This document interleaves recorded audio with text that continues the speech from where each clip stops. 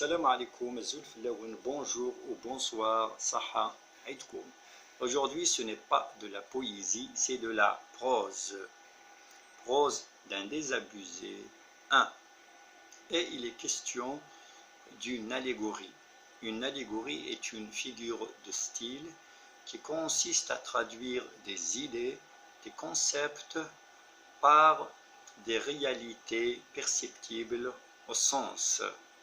C'est rendre concret ce qui est abstrait.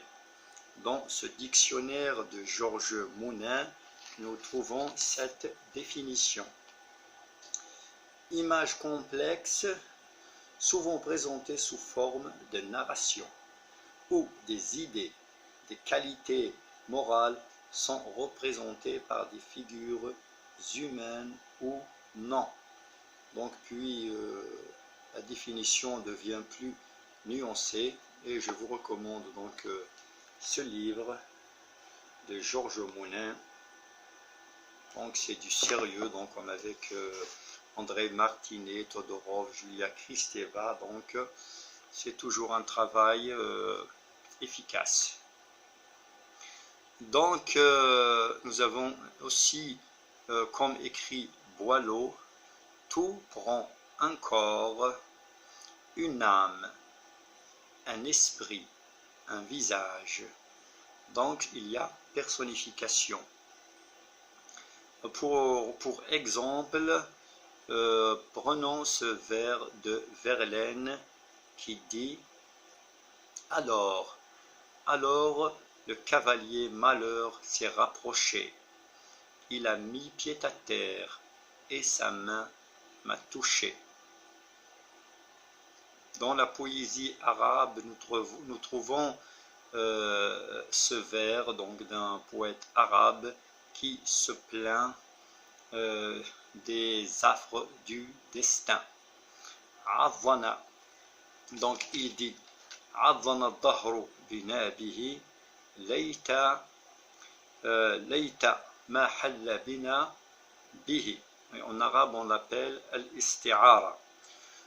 Dans la terminologie de linguistique berbère, on l'appelle amhuzm. Amhuzm. Quand par exemple en kabyle, on dit le mot tikred ifasnis. Le mot tikred ifasnis. Donc c'est une allégorie. Donc il y a aussi donc dans l'énoncé qui va suivre, donc il y a la personnification de la vérité et du mensonge.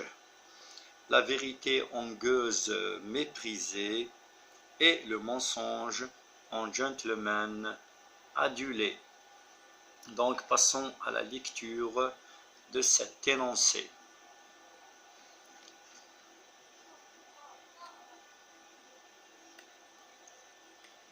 Le gentleman et la gueuse. Donc, bonne écoute.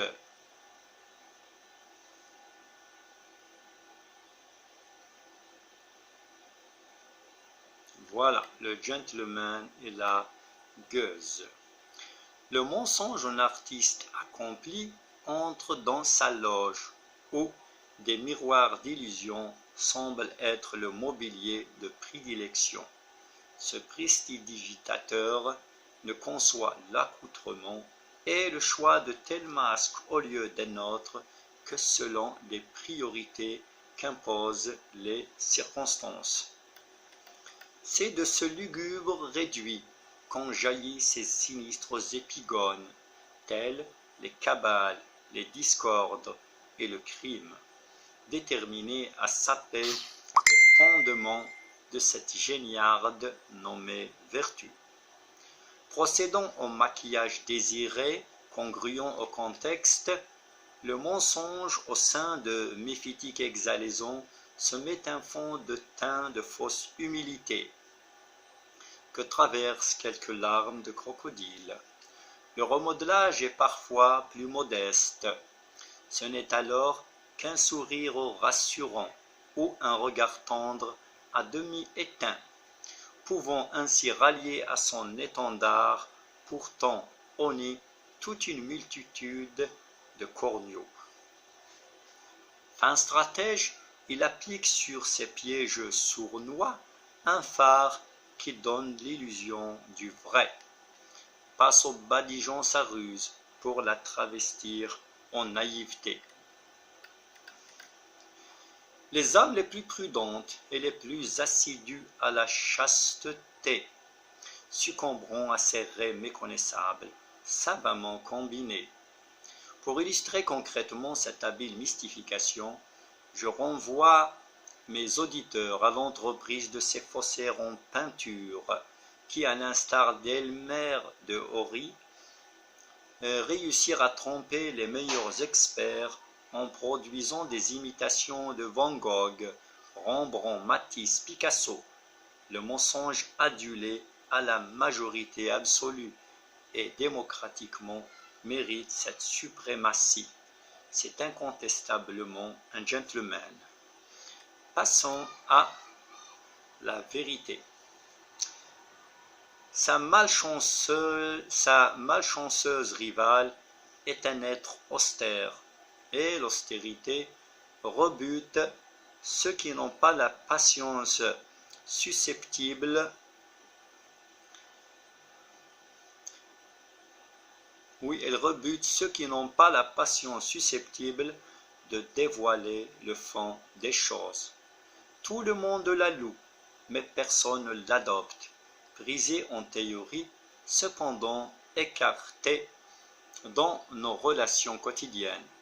Ses partisans, considérés comme une élite en infraction avec l'esprit du plus grand nombre, se font rares, et par conséquent, elle a souvent le couperet de la guillotine au-dessus de sa tête.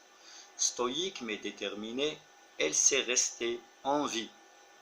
Actrice à ses heures d'adversité et usant de l'arme de son adversaire, elle sait se faire passer pour ce qu'elle n'est pas. Comme certains animaux, elle a recours à ce simulacre de mort, Thanatos, pour conjurer un grand péril. C'est à l'heure de ses obsèques qu'elle sort de son linceul pour terrasser l'effrontée injustice, tel un taureau à la vue d'une muleta. C'est David foudroyant Goliath. Donc pour ce faussaire Elmer de Hori, il est évoqué par Orson Welles dans son film Vérité et mensonge. Merci de votre écoute.